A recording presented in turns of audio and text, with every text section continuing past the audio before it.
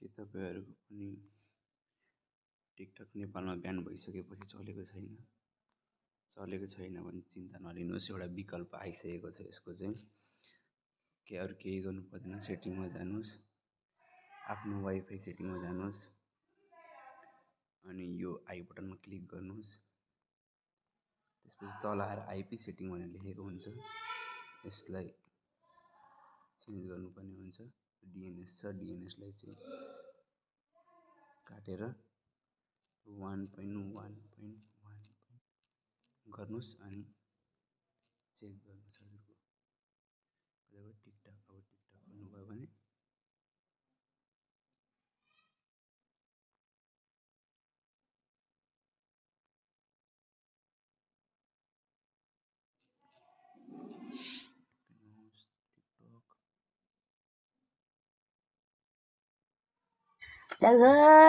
तिहारको पनि happy birthday to you नानी बाबु।